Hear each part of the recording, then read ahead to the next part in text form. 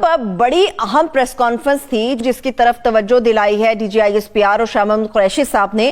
میرا سوال یہ تھا کہ ڈوزیئر بنا لینا کافی ہے یا ہمیں اور بھی بہت کچھ کرنا پڑے گا ابھی؟ نہیں، ڈوزیئر تو کسی مقصد کے لیے بنایا جاتا ہے نا.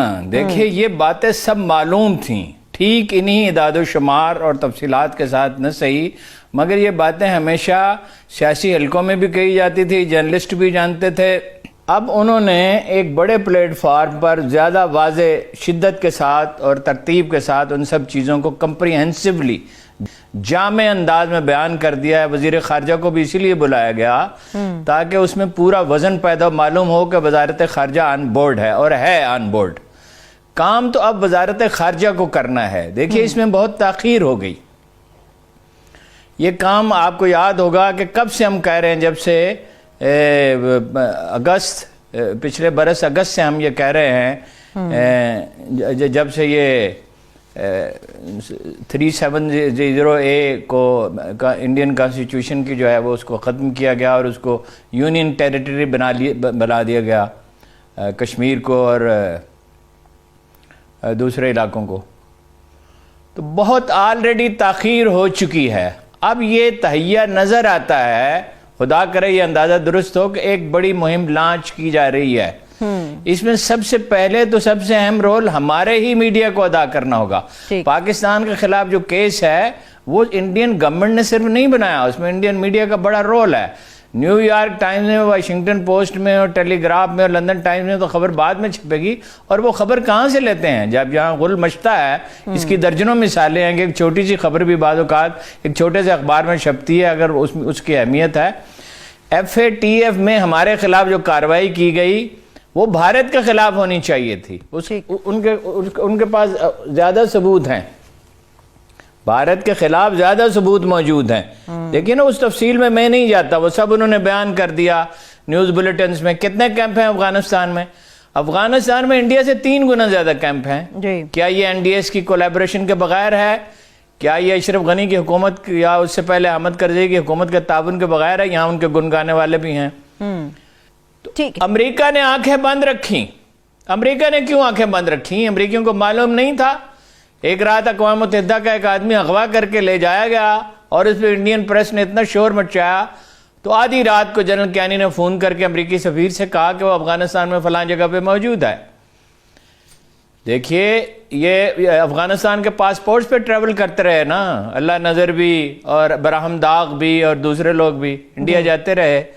اور وہ بچوں کے اسکول کا جو پشاور کا واقعہ تھا APS کا اور ایگریکلچر یونیورسٹی کا، اس کی ویڈیو وہاں سے لوڈ کی گئی افغانستان سے، ٹیلی فون وہاں سے آتے تھے، ہر طرح کی ایویڈنس موجود تھی. وہ ایویڈنس نواز شریف صاحب نے تو استعمال نہیں کی، وہ تو ظاہر ہے وہ تو کلبھوشن کا نام بھی نہیں لیتے تھے. اچھا، میں انہوں نے کبھی انڈیا کو مورد الزام ہی نہیں ٹھہرایا. کلبھوشن کے بارے میں بات کرتی ہوں آپ سے. اس وقت سینئر دفاعی تجزیہ کار ہیں شہزاد چودھری صاحب، وہ بھی ہمارے ساتھ موجود ہے. میں چاہ رہی تھی شہزاد چودھری صاحب کو بھی ساتھ شامل کرتے ہیں.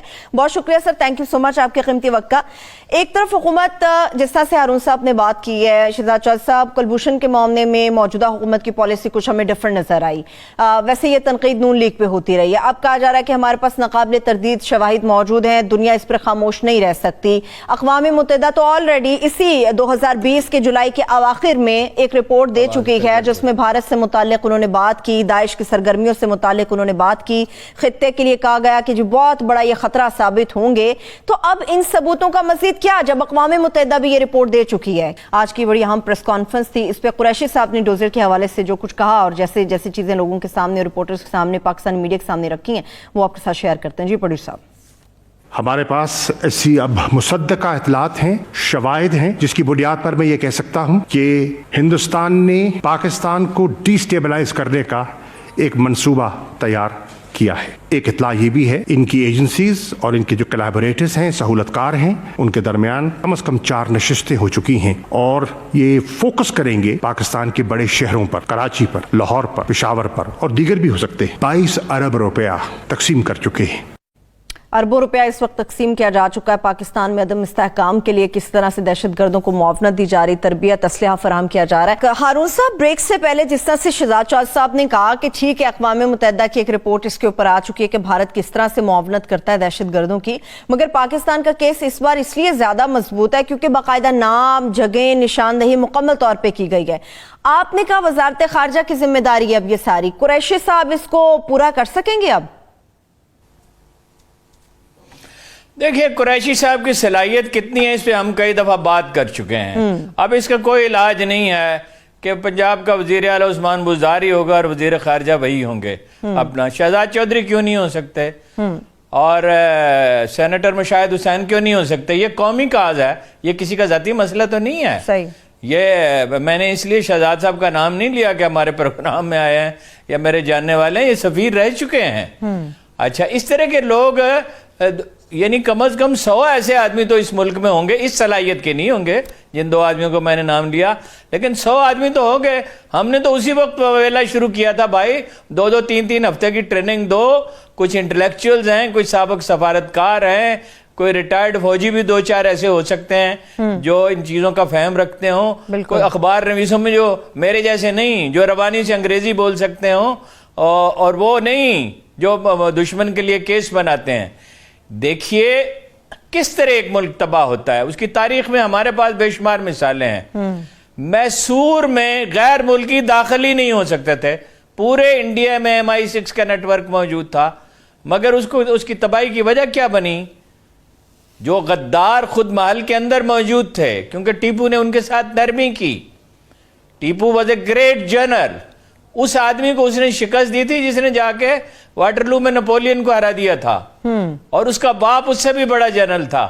وہ غداروں کو آپ گوارا نہیں کر سکتے۔ آپ یہ کہتے ہیں جی غداری کے سرٹیفکیٹ نہ تقسیم کریں، وہ بھائی غداری کے سرٹیفکیٹ تو نہیں تقسیم کرنے چاہیے، مگر ملک سے جو بے وفائی نواز شریف کر رہا ہے، کسی پشتونوں میں بھی ایسے لوگ رہے ہیں، وافرہ سے آپ خٹک ہے مثال کے طور پہ، اب بھی موجود ہے، بلوچوں میں بھی چند آدمی موجود ہیں، سندھیوں میں بھی تھوڑے سے ہیں، بے نظیر کے بے گناہ بیچاری وہ قتل کر دی گئی، تو پیپلز پارٹی کے کارکنوں نے آگ نہیں لگائی تھی، MI6 کے ایجنٹ تھے، جن دن پسندوں نے انہوں نے لگائی تھی۔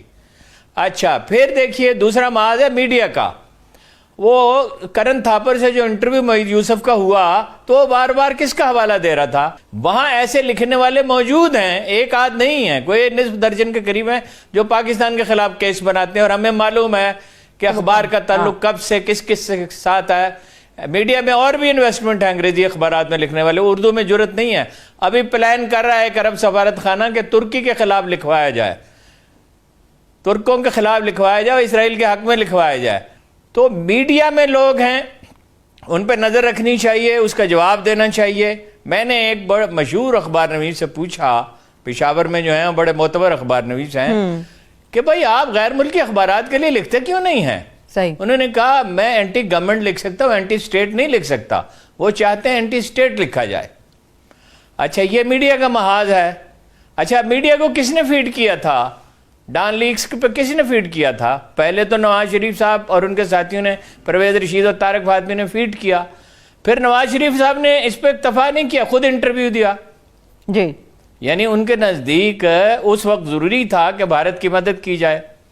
اچھا، یہ جو اچکزئی صاحب ہے، محمود اچکزئی صاحب، ساری دنیا جانتی ہے، اس کے دستاویزی ثبوت موجود ہیں وزارت داخلہ کے پاس۔ ایرانی انٹیلیجنس سے بھی ان کے تعلقات رہے، افغان انٹیلیجنس سے بھی تعلقات رہے، اعلانیہ بھی انہوں نے کہا کہ فلاں فلاں علاقے تو افغانستان کا حصہ تھے۔ پھر سب کو معلوم ہے کہ وہ کون لیڈر تھے جو انضمام کی مخالفت کر رہے تھے۔ پھر کم از کم اسٹیبلشمنٹ کو اور انٹیلیجنس ایجنسیوں کو ضرور پتا ہے کہ ان میں سے کس کس نے نقد پیسے لیے تھے۔